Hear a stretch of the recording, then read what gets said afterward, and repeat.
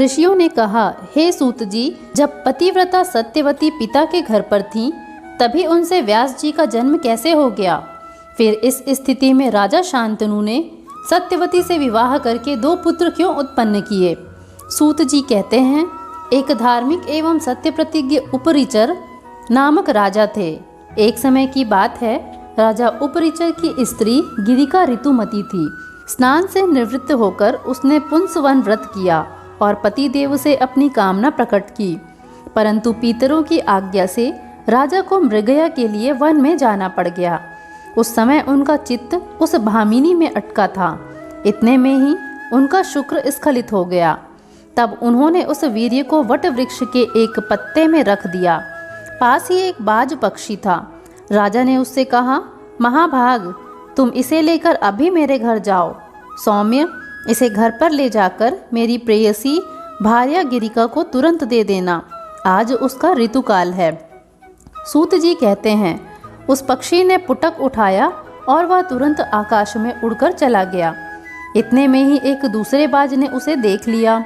यह मांस लिए हुए है, यह समझकर तुरंत उस पहले बाज पर वह टूट पड़ा। चोंच से युद्ध करते समय वह वीर्य का दोना यमुना के जल में गिर पड़ा।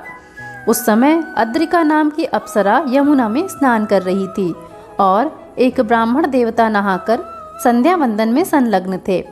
उस सुंदरी अप्सरा ने ब्राह्मण का पैर पकड़ लिया। स्वच्छंद गति वाली उस अप्सरा को देखकर उन्होंने शाप दे दिया, तू मछली हो जा। उस समय बाज के पंजे से छूटकर वीर्य गिरा और मछली के रूप में परिणत उस दिव्य अप्सरा ने तुरंत लपक कर उसे ले लिया। कुछ समय बाद वह मछली एक मत्स्यजीवी के हाथ लग गई। उस समय उसके गर्भ का 10वां महीना चल रहा था। मत्स्यजीवी उस मछली का पेट चीरने लगा। इतने में उसके पेट से 2 मनुष्याकार बच्चे निकल आए। एक शोभा संपन्न बालक था और दूसरी सुंदर कन्या।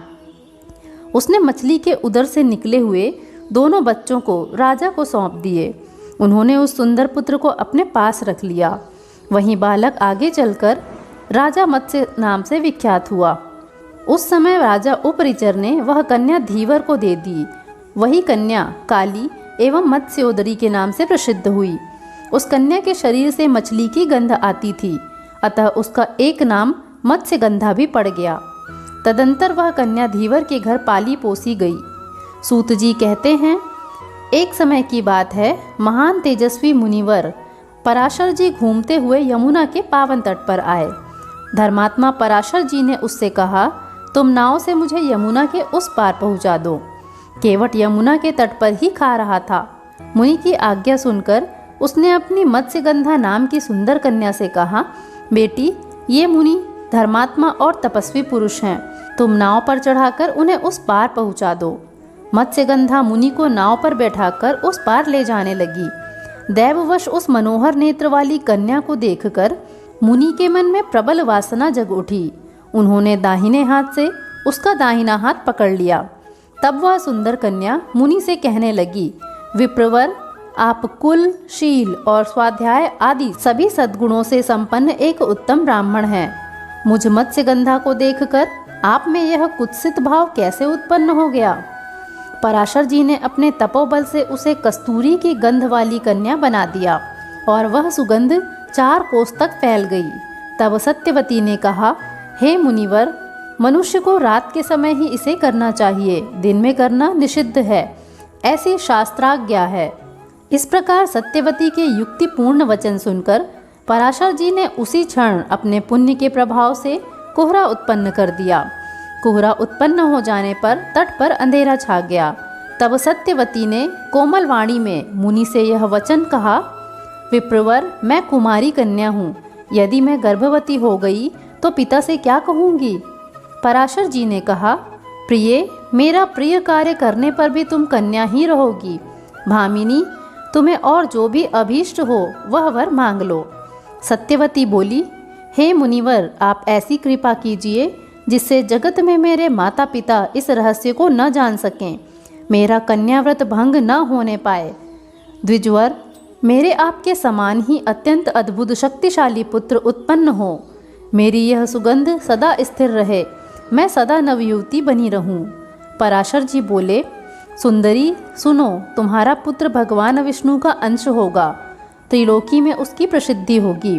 प्रिय, किसी अदृष्ट कारण के अमिट प्रभाव से ही मैं तुम पर आसक्त हुआ हूँ।